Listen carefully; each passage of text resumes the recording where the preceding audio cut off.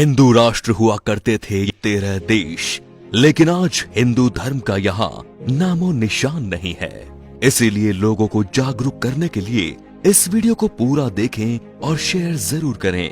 Number 13, Afghanistan. Gandhara और कंबोध प्राचीन काल के राज्य थे जहाँ हिंदू राजा राज्य करते थे। उसके बाद यहाँ पारसी और बौद्ध धर्म के राजाओं ने शासन किया, लेकिन बाद में इन जमीनों को मिलाकर अफगानिस्तान बना। इस देश ने अपना राष्ट्र धर्म इस्लाम बना लिया और अफगानिस्तान में आज तक लोग कभी खुश नहीं रह पाए हैं।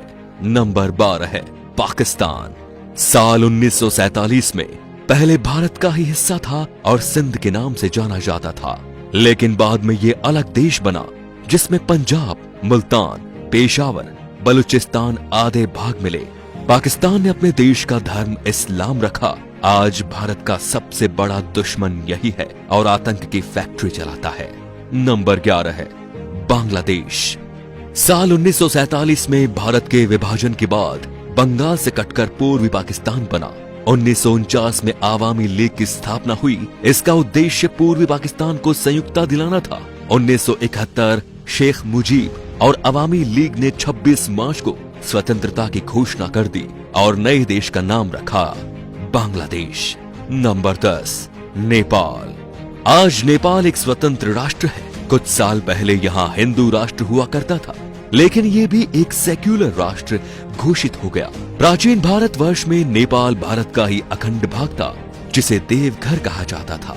इसी देश में भगवान श्री राम की पत्नी सीता, जिनका जन्म स्थल मिथिला में स्थित है। नंबर 9, भूटान। प्राकृतिक सुंदरता से भरपूर भूटान भी कभी भारतीय महाजनपदों के अंतर्गत एक जनपद था और अखंड भारतवर्ष का हिस्सा था। भूटान संस्कृत के शब्द भूटान से बना शब्द है। नंबर 8, तिब्बत। तिब्बत को ट्राइविस्टम कहा जाता था, जहां ऋषिका और तुषाराम नामक राज्य थे। आज चीन द्वारा कब्जा किया हुआ ये देश भी भारतवर्ष का अभिन्न अंग था। तिब्बत में पहले हिंदू, फिर बाद में बौद्ध धर्म का प्रचार हुआ और ये बौद्धों का प्रमुख केंद्र भी बन गया। Number 7, Myanmar. म्यांमार को प्राचीन भारतवर्ष में ब्रह्मदेव के नाम से जाना जाता था। ये देश प्राचीन काल से ही भारत का ही उपनिवेशक रहा है। हालांकि मुस्लिम शासनकाल में म्यांमार शेष भारत से कटा रहा और यहाँ पर स्वतंत्र राज्य सत्ताएं कायम हो गई। नंबर 6, श्रीलंका। श्रीलंका भारतीय उपमहाद्वीप के दक्षिण में हिंद महासागर में स्थित एक बड़ा महाद्वीप है। ये भारत के चोल और पांड जनपद के अंतर्गत आता था। कालांतर में यहाँ के सिंघल राजा ने बौद्ध धर्म अपनाकर इसे राज्य धर्म घोषित कर दिया और आज श्रीलंका भारत से अलग है। Number 5, Malaysia. मलय प्राय द्वीप का दक्षिणी भाग मलेशिया देश के नाम से जाना जाता है। इसके उत्तर में थाईलैंड, पूर्व में चीन का सागर और दक्षिण और पश्चिम में मलक्का का जलडमरू मध्य है। उत्तर मलेशिया के बूजांग घाटी तथा मरबाक के समुद्र किनारे के पास पुराने समय के अनेक हिंदू तथा बौद्ध मंदिर आज भी है। मलेशिया अंग्रेजों के गुलामी से 1957 में मुक्त हुआ। वहां पहाड़ी पर बटुकेश्वर का मंदिर है, जिसे बातू गुफा मंदिर कहते हैं। पहाड़ी पर कुछ प्राचीन गुफाएं भी हैं। आपको बता दें कि मलेशिया फिलहाल एक मुस्लिम राष्ट्र है। Number 4, Singapore. प्राचीन काल में भारत के इस हिस्से का नाम सिंहपुर था, जो आज सिंगापुर हो गया है। बाद में 9 अगस्त 1965 को अंग्रेजों ने सिंगापुर को स्वतंत्र और एक गणतंत्र देश बना दिया। Number 3, Thailand. हमें भले ही घूमने के लिए कहीं जाना हो तो थाईलैंड का नाम दिमाग में आता है, लेकिन ये बहुत ही कम लोग जानते हैं कि थाईलैंड का प्राचीन भारतीय नाम श्याम देश है।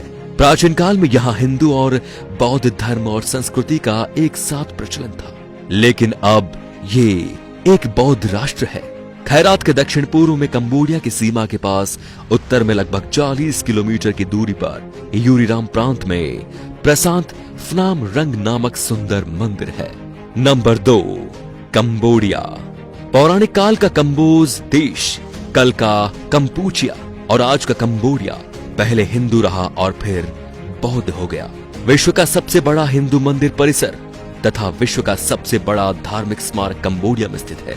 यह कंबोडिया के अंकोर में है, जिसका पुराना नाम यशोधरपुर है। Number 1, Vietnam.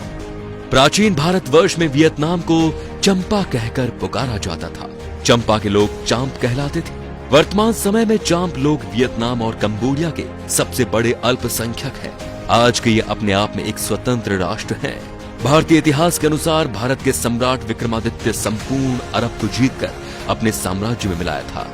भारत में आज जिस तरह लोग जात पात में बट रहे हैं, उससे हमारे देश को खतरा है, क्योंकि हमारे देश पर राष्ट्र विरोधी ताकतों की बुरी नजर है और वे हमें आपस में लड़ा रही हैं। इनसे सावधान रहना सीखें, नहीं तो हमें आज नहीं तो कल और कल नहीं तो परसों पछतावा तो होना ही है।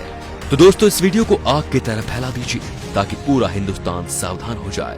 Thank you.